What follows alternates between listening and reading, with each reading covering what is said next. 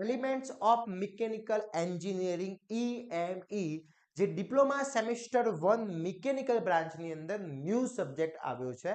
તો ઘણા બધા વિદ્યાર્થી મિત્રોના ક્વેશ્ચન હતા કે સર, ઘણા બધા વિદ્યાર્થી મિત્રોના એક મેસેજ હતા, કોમેન્ટ હતી કે સર આમાં શું તૈયારી કરવી, પ્રિપેરેશન કેવી રીતના કરવાની છે, બીકોઝ આ સબ્જેક્ટ ન્યૂ છે, અમારા કોઈ પણ આગળના યર્સના પેપર્સ નથી, તો અમારી તૈયારી કઈ રીતના કરવાની છે.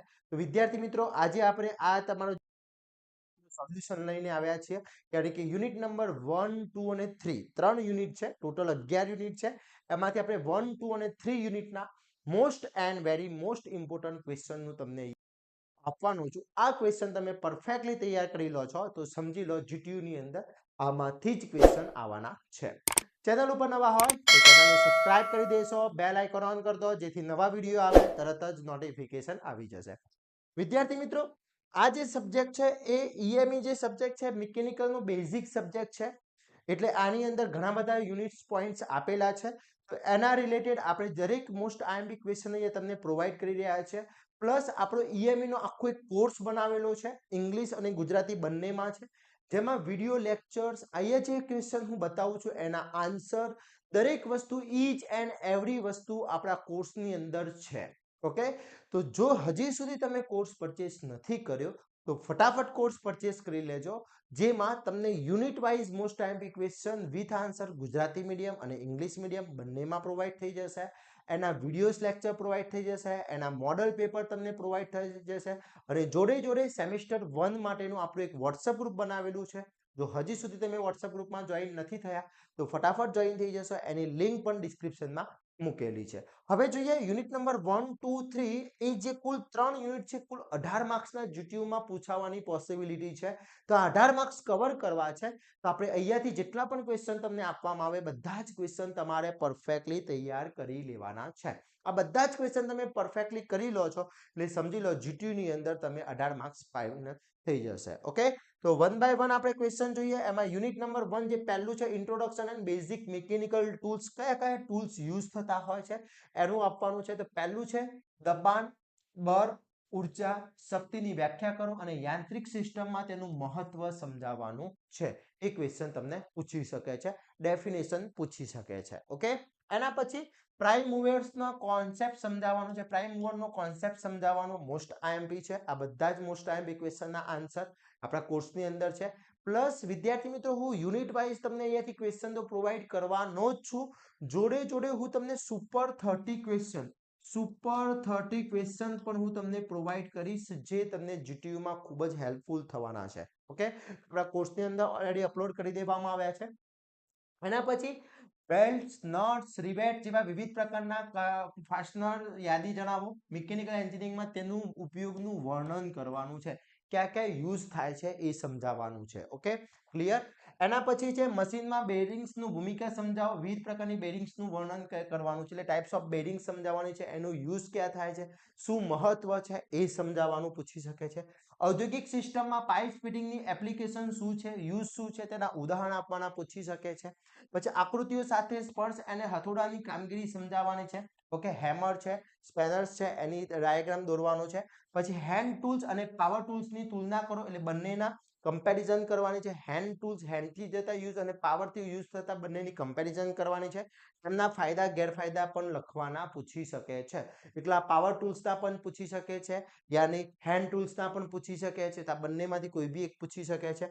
એના પછી ઇન્ડસ્ટ્રીયલ 40 મિકેનિકલ એન્જિનિયરિંગમાં પદ્ધતિ કેવી રીતના આકાર આપી રહ્યો છે તે સમજાવવાનું પૂછી શકે છે. તો યુનિટ નંબર 1 માં આટલા ક્વેશ્ચન તમારા માટે ઇનફ છે. આટલા ક્વેશ્ચન કરી લેવાના છે. બધાના જ આન્સર વિથ આન્સર આપણા કોર્સની અંદર મૂકેલા છે, તો ત્યાંથી તૈયારી સ્ટાર્ટ કરી લેશો, જેથી તમે જીટીયુમાં બેસ્ટમાં બેસ્ટ માર્ક્સ મેળવી શકો છો.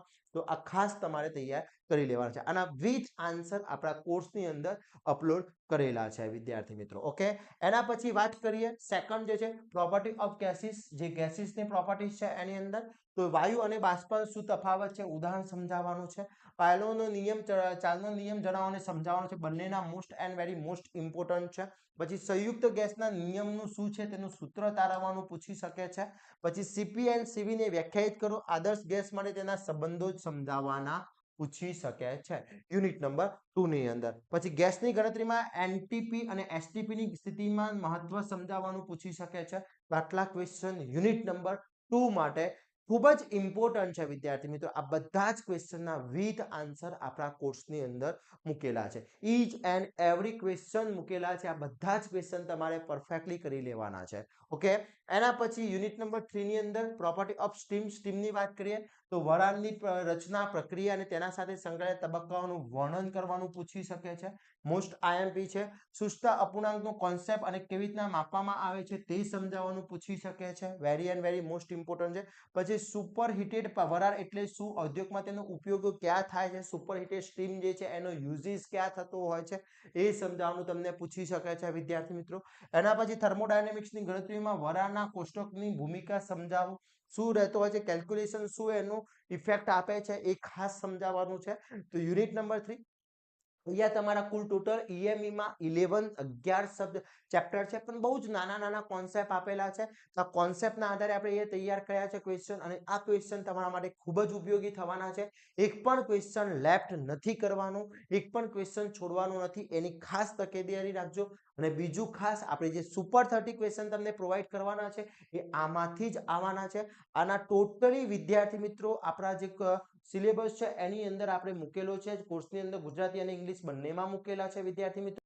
અહીંયા જોઈ શકો છો યુનિટ નંબર 1 ની આપણી આખી નોટ્સ રેડી છે, જે ગુજરાતી અને ઇંગ્લિશ બંનેમાં છે.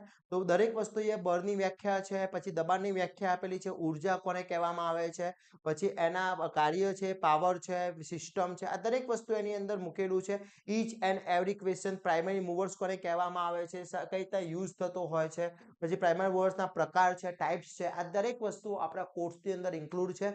તો ઈચ એન્ડ એવરી ક્વેશ્ચન આપણે મૂકેલા છે. તો ફટાફટ કોર્સ પરચેસ કરી લેશો અને તૈયારી સ્ટાર્ટ કરી લેશો વિદ્યાર્થી મિત્રો, જેથી તમને જીટીયુ ની અંદર ખૂબ જ હેલ્પફુલ થશે અને સારા એવા માર્ક્સ મેળવી શકો છો. આ વિડીયોને તમારા ફ્રેન્ડ સર્કલમાં વધુમાં વધુ શેર કરી દેવાનો છે, જેથી દરેક વિદ્યાર્થી મિત્રો આનો યુઝ કરી શકે, ઉપયોગ કરી શકે અને સારા માર્ક્સ મેળવી શકે. અને દરેક વિદ્યાર્થી મિત્રોને ખાસ સૂચના છે કે જો હજી સુધી તમે આપણી ચેનલને સબસ્ક્રાઇબ નથી કરી તો ચેનલને સબસ્ક્રાઇબ કરી દેશો, બેલ આઇકોન ઓન કરી દો, જેથી નવા વિડીયો આવે તરત જ નોટિફિકેશન આવી જશે. અને આવા જ નવા વિડીયો સાથે નવા દિવસે મળીશું. ત્યાં સુધી વિદ્યાર્થી મિત્રો મને રજા આપશો. જય હિન્દ, જય ભારત.